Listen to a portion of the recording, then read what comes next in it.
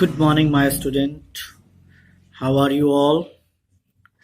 I hope that you would be good at your home. This is Summer, and today I'm going to start the third part of the present tense, that is, present perfect tense. So, let's start.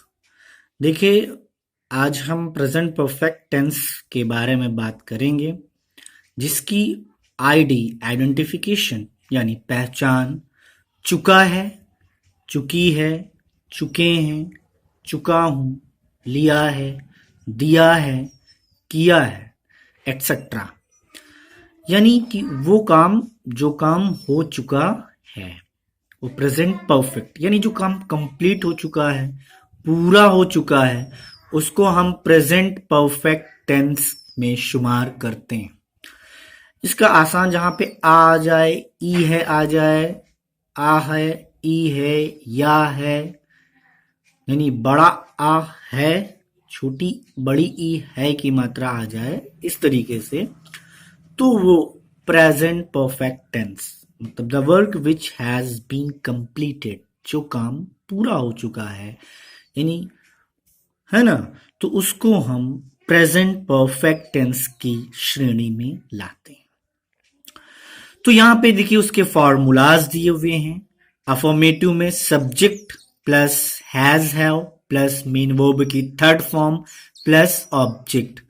देखिए आई we you they, अगर subject हमारा आई we you they या more than one name का है, plural, तो हम have का use करते हैं। और अगर सब्जेक्ट हमारा शी, इट, ही, ओके, या सिंगुलर नेम सिंगुलर सब्जेक्ट का है, तो उसके साथ हैज का प्रयोग करते हैं एज अ हेल्पिंग वर्ब। तो निगेटिव में देखिए हैज और हैव के बाद नॉट लग जाता है।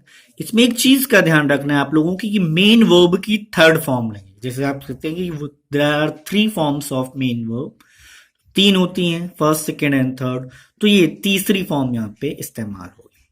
इंटेरोगेटिव फर्स्ट में देखिए जो क्या शब्द से शुरू होते हैं, उनकी अंग्रेजी हम वॉट ना लगाकर जिस टेंस को पढ़ रहे होते हैं उस टेंस की हेल्पिंग वर्ब का प्रयोग करते हैं, और इसमें हैज हैव उस टेंस की हेल्पिंग वर्ब के रूप में दिया हुआ है। फिर सब्जेक्ट मेन वर्ब की थर्ड फॉर्म प्लस ऑब्जेक्ट और क्वेश्चन मार्क। फिर देखिए इंटेरोगेटिव सेकंड यहाँ पे दिया हुआ है। इंटेरोगेटिव सेकंड में क्वेश्चन वर्ड पहले आएगा, यानी क्या, क्या, कब, क्यों, कैसे, कौन। जैसे मैं कल आपको प्रेजेंट कॉन्टिन्यूअस बता रहा था, तो प्रेजेंट कॉन्टिन्यूअस में आपने देखा होगा कि उसमें मैंने कुछ इंट्रोगेटिव प्रोनाउंस यानी क्वेश्चन वर्ड्स बताए थे, है ना। ये क्या, कब, क्यों, कैसे, ये बीच में आते हैं इंट्रोगेटिव सेकंड में हिंदी वाक्य में, तो इसकी अंग्रेजी हम सबसे पहले क्वेश्चन वर्ड के रूप में लगाते हैं। फिर उसके बाद हैज और हैव का इस्तेमाल करते हैं, देन सब्जेक्ट, और सब्जेक्ट को देखकर ही हैज और हैव का इस्तेमाल किया जाता है। फिर मेन वर्ब की third form plus object plus question mark. देखिए नोट यहां पे दिया है कि इंटेरोगेटिव निगेटिव में सब्जेक्ट के बाद नॉट लगता है, ध्यान रहे कि सब्जेक्ट के बाद नॉट का प्रयोग करेंगे। एग्जाम्पल्स कुछ दिए हुए हैं, आइए उनको हम सॉल्व करते हैं। जैसे इसमें दिया है कि मैं अमेरिका जा चुका हूं। देखिए अमेरिका में मैंने जो छोटी ई की मात्रा लगाई है, मेरे ख्याल से बड़ी ई की मात्रा होनी चाहिए, लेकिन खैर कोई बात नहीं, गलती हो जाती है। तो मैं अमेरिका जा चुका हूं, तो I have been to America. देखिए यहां पे कुछ लोग ये सोच रहे होंगे कि जाना के साथ गो लगता है, तो यहाँ पे गो, वेंट, गॉन वर्ब की थर्ड फॉर्म गॉन लगनी चाहिए, यहाँ पे बीन मैंने लगाया है। देखिए जब आप अमेरिका में नहीं हैं, आप अपने घर पर बैठकर किसी से बात कर रहे हैं और उससे कह रहे हैं कि हाँ मैं अमेरिका जा चुका हूं, यानी आप अमेरिका में तो नहीं है, घर पे बैठ के ये बता रहे हैं कि आप अमेरिका जा चुके हैं, लेकिन आप इस वक्त अमेरिका में ना होकर अपने घर पे ही रहते हैं, किसी से बता रहे होते हैं। तो उसका जो तात्पर्य, उसका जो इंटेंशन होता है, जो उसका सेंस निकलता है, जो उसका भाव निकलता है, वो ये होता है कि आप अमेरिका जा चुके हैं। यहाँ पे उसका मतलब ये निकल रहा है कि आप अमेरिका से हो आए हैं, यानी अमेरिका से आप घूम के आ चुके हैं। तो जब आ चुके हैं, आप किसी से बता रहे हैं ये मैं अमेरिका जा चुका हूं, तो गॉन की स्थान पर बीन का प्रयोग वहां पे होगा। क्योंकि आप देखिए, जैसे कि हमने कहा कि बच्चे घर जा चुके हैं। अब घर जा चुके हैं का मतलब जैसे कि कोई हमसे आके पूछा है ना कि बताइए कि विद्यार्थी कहाँ है, तो मैंने कहा विद्यार्थी घर जा चुके हैं। इसका मतलब विद्यार्थी वहां पे नहीं है, इसलिए वहां पे गॉन का प्रयोग हो जाएगा। Go went gone, third form लगेगी। लेकिन यहाँ पे अगर हम किसी से बातचीत कर रहे होते हैं और उस वक्त आप वहीं पे होते हैं, लेकिन आप कहीं की बात चलती है तो आप कहते थे हाँ मैं वहां जा चुका हूँ, मैं वहां जा चुका हूँ, मैं दिल्ली जा चुका हूँ, लेकिन आप होते अपने घर पे हैं या आप किसी और जगह पे होते हैं, आप किसी से बता रहे होते हैं, तो वहां पे गॉन न लगकर बीन लगता है। ओके। अब उसके बाद देखिए दूसरा एग्जांपल है कि उसने अपना काम पूरा नहीं किया है, तो ही, उसने, फिर हैज नॉट, क्योंकि ही के साथ हैज लगेगा, नॉट लगाएंगे उसके बाद। पूरा करना मेन वर्ब लो, देखिए जिस इसमें देखिए सब्जेक्ट बाद मेन वर्ब की थर्ड फॉर्म दिया होगा, है ना।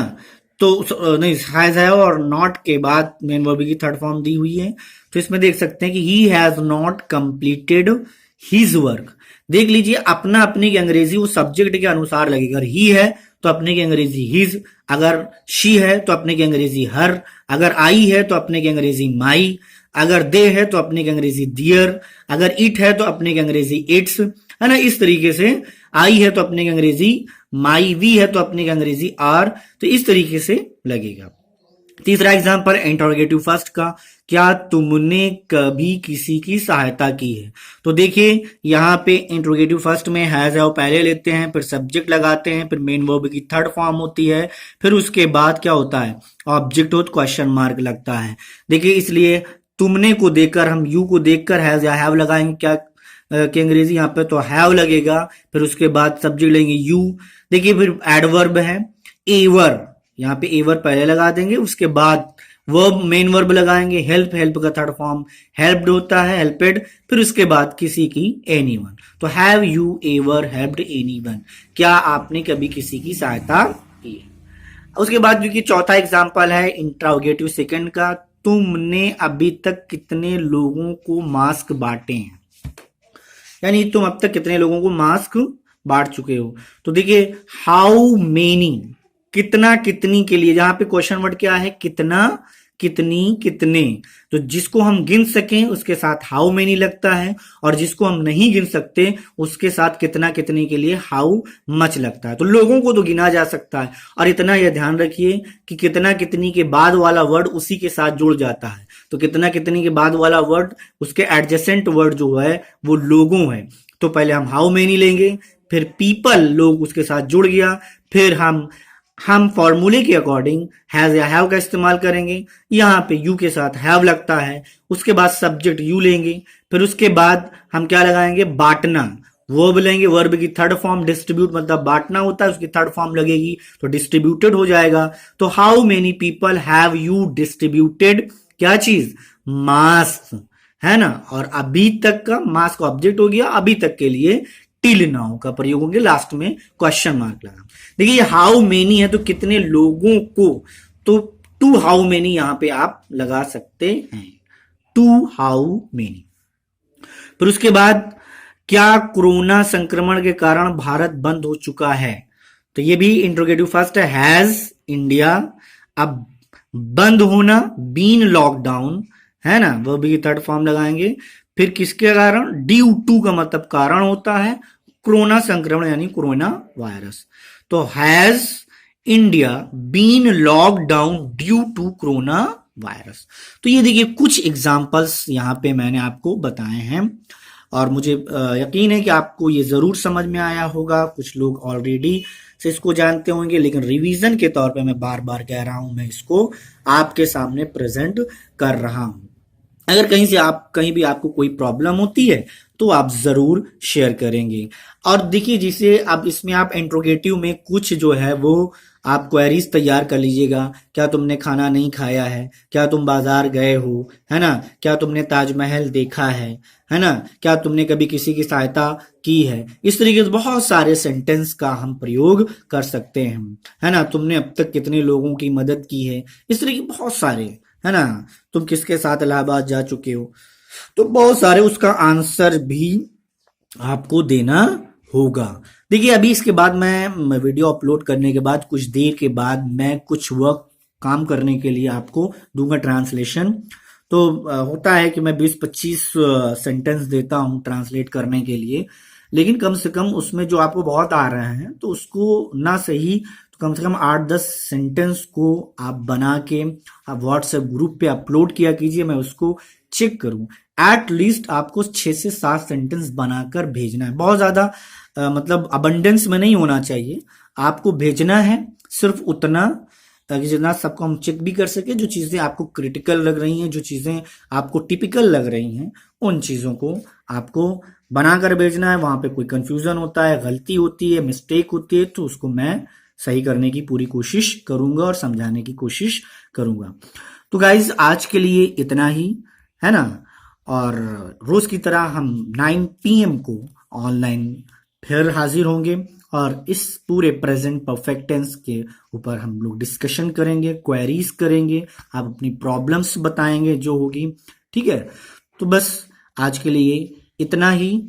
और जैसे कि मैं एक बात और कहना चाहता हूं आपको कि पर्सनल प्रोनाउंस जो होते हैं उनका मैं चार्ट आपको जरूर अपलोड कर दूंगा और उसमें कुछ समझा भी दूंगा, कुछ हिंदी में लिख भी दूंगा कि कहाँ पे क्या कैसे ये यूज होता है और इनके मतलब क्या निकलते हैं, ये सारी चीजें।